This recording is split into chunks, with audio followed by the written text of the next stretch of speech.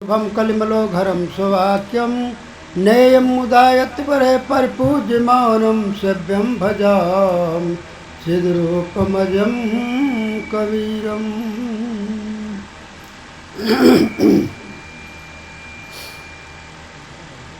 इस सत्संग में पधारे समस्त पूज्य संत वृंद, सत्संग पंडाल में आए हुए समस्त सज्जन और सामने बैठी हुई देवियाँ, होनहार प्रिय बच्चों, आप सभी संतों द्वारा उनके विचारों से लाभ ले रहे थे।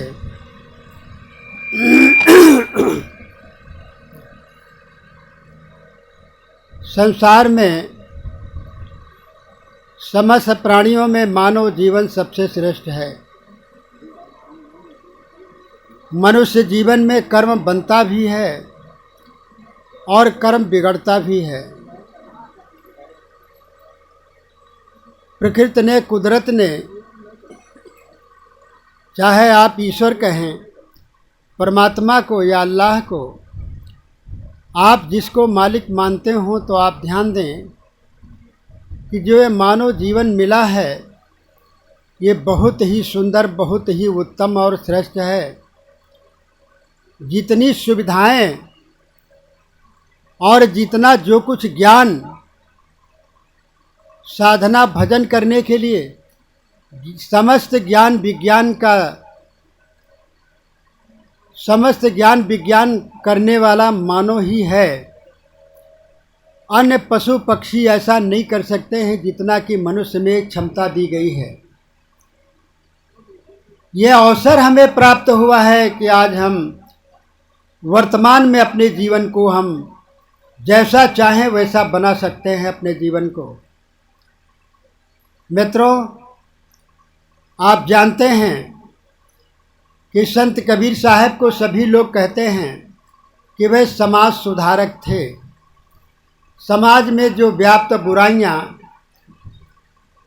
जितने भी दोष दुर्गुण हैं, इंसान के विपरीत, मानवता के विपरीत, धर्म के विपरीत, मनुष्य बुद्धि और विवेक के जो विपरीत जितने भी कार्य व्यवहार हैं, उन पर उन्होंने बोला है और सब पर अपना संदेश दिया है।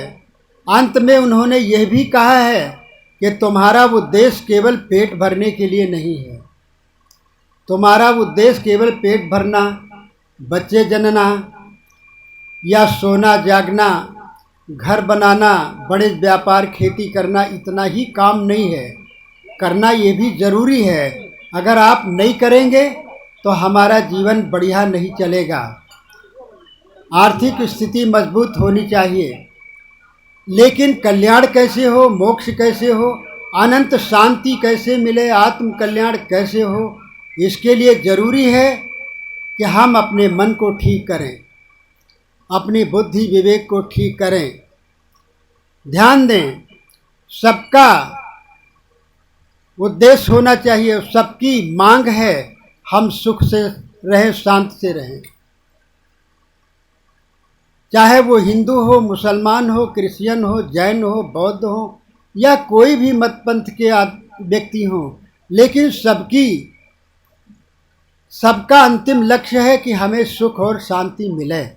तो सुख और शांति का हम कार्य करें। यही हमारे संत महात्मा समझाते चले आए हैं। जितने भी मत पंथ और जितने भी धर्म ग्रंथ लिखे गए हैं, वो सब हमारे आपके कल्याण के लिए, सुधारने के लिए, सुधरने के लिए और दूसरों को भी सही मार्ग पर लाने के लिए हमारे महापुरुषों ने कहा है। तो आइए, आज जो हम वर्तमान में देख रहे हैं, आज का जो दिन है, आज नवमी है, चैत्र नवमी। नवरात्रि भी शायद आज ही समाप्त हो गई है ना। आज समाप्ति का दिन है। नवरात्रि 9 दुर्गा की पूजा की जाती है। ये 9 दुर्गा हमारे सामने बैठी हुई। लोग विश्वास नहीं करते हैं। संत कबीर संदेश देते हैं कि इंसान से बड़ा दुनिया में कोई नहीं है। इंसान में दो जातियां हैं, एक स्त्री एक पुरुष, और दोनों की आत्माएं एक ही तरह की हैं। सब में अलग अलग आत्माएं हैं, लेकिन अलग अलग ये नहीं कि आत्मा दूसरी दूसरी तरह की हैं। तो सब में ये समर्थ है कि हम अपने जीवन को जिधर चाहें उधर मोड़ सकते हैं। जो पूजा की जाती है 9 दिन तक, वह एक तस्वीर बना करके मिट्टी और पैरा की मूर्ति बनाकर उस पर रंग रोगन चढ़ाकर हम उसे माता जी कहते हैं, माता कहते हैं। चलो बढ़िया है, अच्छा है, एक प्रतीक है। और ये संदेश दिया जाता है कि संसार में इंसान अगर इंसानियत उसमें आ जाए, अच्छे चरित्र आ जाए, अच्छी बुद्धि आ जाए, अच्छे विचार आ जाए, अच्छे कर्म वो करना शुरू कर दे, तो निश्चित है वो इसी जीवन में वो पूजा जाएगा। कभी देवियाँ होंगी जो उनके चरित्र अच्छे होंगे और उनकी बुद्धि विचार अच्छे होंगे, वे तपस्विनी होगी जो आज तक भी पूजी जा रही हैं। तो ये सामने बैठी हुई जो देवियाँ हैं, ये भी देवियाँ ही देवियों का रूप हैं। और सच पूछिए, ये जगत जननी जगत की अम्बा यही है, जगत जननी अम्बा। इन्हीं से जगत पैदा हुआ है और जगत हो रहा है, सृष्टि हो रही, यही ब्रह्मा ब्रह्मानी हैं। आप सब लोग ब्रह्मा हैं और ये सब ब्रह्मानी हैं, जिनके द्वारा सृष्टि की रचना द्रुत गति से अनादि काल से चलती चली आई और चलती रहेगी। ध्यान दें। लेकिन गलती ये कहाँ पर हम करते हैं, उसका सुधार करना हमें ज़रूरी है कि हम बनावटी देवियों को तो पूजते हैं, लेकिन घर में जो देवी हैं उनको हम क्या करते हैं, अनाप शनाप गालियाँ दे देते हैं, गुस्सा करते हैं, मारते हैं, घर से निकालते हैं और तमाम तरह के अत्याचार उनके ऊपर लोग करते हैं। ऐसा नहीं होना चाहिए। मिट्टी पत्थर की देवियों को तो आप सब लोग पूजते हैं, मानते हैं, लेकिन घर में जो प्रत्यक्ष देवी हैं, जो भोजन देती हैं, जो संतान उत्पत्ति कर करके आपकी सृष्टि आगे बढ़ाती हैं, घर को उजागर करती हैं, घर में रोशनी करती हैं, उनको हम देवी मानने के लिए तैयार नहीं। ये हम गलती कर रहे हैं। तो ज़रूरी है आप देवता बनिए तो आपकी पत्नी देवी है, ये ध्यान दें। हम सम्मान देंगे तो सम्मान हमको मिलेगा। तो आइए, ये अवसर मिला हुआ है, ये अवसर है कि इस अवसर में हम सत्संग सुन करके अपने मन, विचार, कर्म और वाणी को हम पवित्र और शुद्ध करें। तो चाहिए कि हम सब लोग मिल करके प्रेम से, ये जीवन आपका धन है, इसी जीवन में, इसी आकृति, इसी प्रकृति में राम आए, श्री कृष्ण आए और जितने भी बुद्ध, महावीर, मोहम्मद, ईसा मसीह और जितने भी संत कबीर, नानक, दादू, दरिया, पलटू, भीखा, जगजीवन, जितने भी महापुरुष आए, सब मानव के रूप में ही आए और एक संदेश दिया है कि तुम मेरे से भी बढ़ कर के आगे तुम बन सकते हो, मेरे ही जैसे तुम भी बन सकते हो, लेकिन तुम अपनी दोष दुर्गुणों को, अपने दोष दुर्गुणों को छोड़ दो। करना क्या है, सब कुछ सुन करके करना यही है। वो संदेश है महाराज कृष्ण का, मना शुद्धम कर्म शुद्धम शरीर शुद्धम, यानी मन को शुद्ध करो। मना सौक्षम कर्म सौक्षम शरीर सौक्षम च भारतः। मना शौचम कर्म शौचम, मन को पवित्र करो, वाणी को पवित्र करो, कर्मों को पवित्र करो और अपने जो है कुल को पवित्र करो। मना शौचम कर्म शौचम कुल शौचम च भारता। शरीर शौचम वाक्य शौचम शौचम पंच विधि स्मृतम।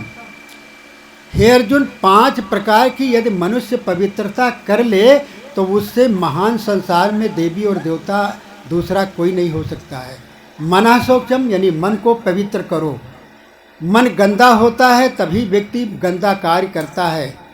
आहार गंदा करेगा, जब मन गंदा होगा तो गंदा आहार विहार करता है।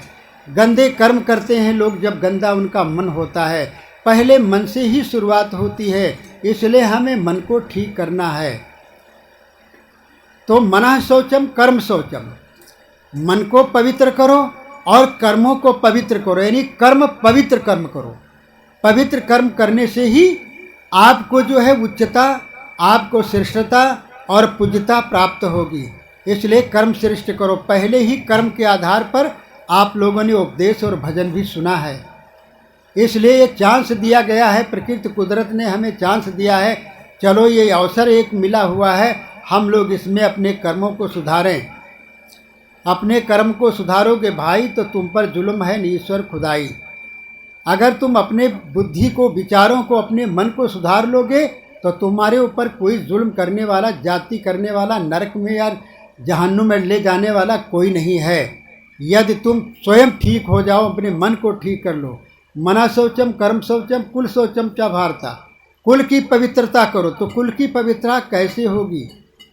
जब हम कोई ऐसा कार्य न करें जिससे हमारे कुल में दाग लगे। अपने जीवन में कोई ऐसा कार्य न करें जिससे कि हमें लोग अपमानित करें, हमारा जो है अपमान करें, ऐसा कोई कर्म ना करें। कुल शौचम च भारतः, शरीर शौचम वाक्य शौचम, शरीर की शुद्धता करते रहो, वाक्य शौचम और वाणी की पवित्रता। ये 5 प्रकार की पवित्रता यदि आप कर लें तो आप महान बन जाएंगे।